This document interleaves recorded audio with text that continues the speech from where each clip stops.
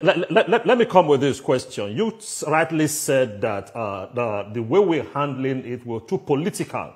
And you talked about the narratives that have been given to all these attacks over time. Muslim fighting Christians, Christian fighting Muslim, herdsmen attacking farmers, farmers attacking herdsmen. But you're saying that it's an invasion of communities.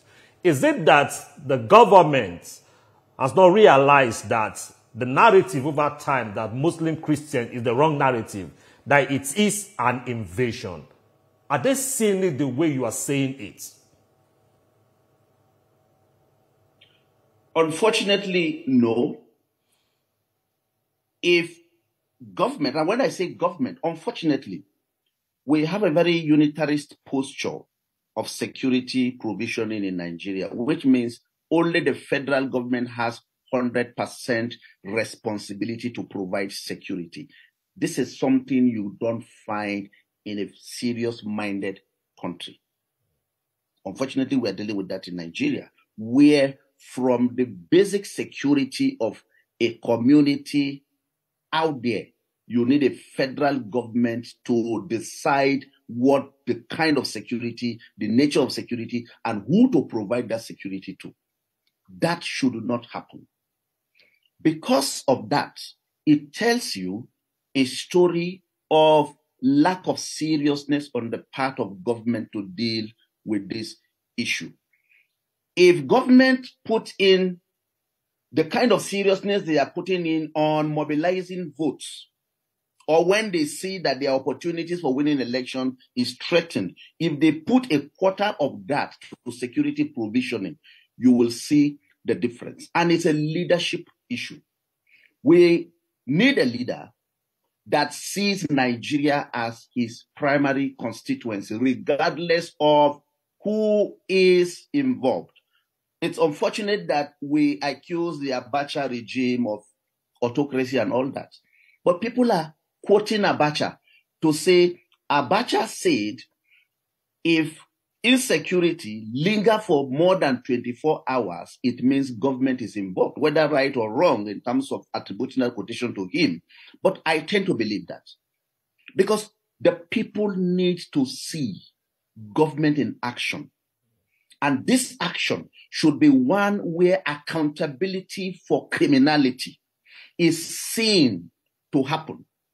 Where are the individuals that have been arrested over time from Borno, Yobe, Katsina, Zamfara? Where are they taken to? What is the nature of prosecution? Who is prosecuting them? People need to see all that in action. Unfortunately, that is not happening. Number two, the question will be, how do we overhaul our security in a way that makes them proactive? It's very simple. If within the current federal design, we are not able to achieve effectiveness and efficiency in security provisioning, what do? There are options that I see. One, the decentralization of security provisioning should be prioritized. Get vigilantes. And I want to give you two examples that I saw. In Yola, for instance, at the peak of the insurgency, the vice chancellor of the Modibo Adama University, Professor Mohammed Kyari, all he did was very simple. Got the communities to contribute to security of the university. They came in as vigilantes, and they took over the protection of the university from 6 p.m. to 6 a.m. in the morning. Nothing happened within that period because the communities were vigilant. They were armed with the kind of guns that government has legitimized. And the university, as I speak to right now, that is what you find in Yola. And it's working, it's effective because the members of the communities have a very nuanced understanding of the threats. They know where the hideouts are. They know where to position themselves.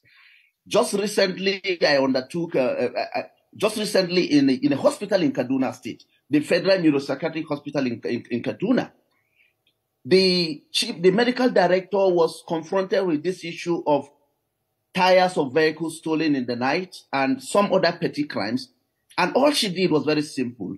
She got the communities to bring in vigilantes who took over the security of the hospital from 6 p.m. to 6 a.m.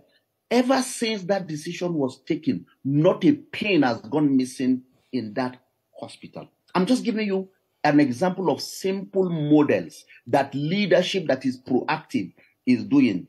If these are models that are happening in Nigeria, they are very practical. We can feel them, we can see them. How much more government, where you have the resources to deploy, where you have communities that you can engage. And my argument over time is that we lost an opportunity to study the civilian joint task force in Borno State, Operation Rainbow in Plateau State, rather than looking at them as state-level apparatus for provisioning that are competing with the federal government. The federal government should ask the simple question: what can we do to optimize, to make these structures stronger? Is it that from the perspective of arms, you need this kind of arms?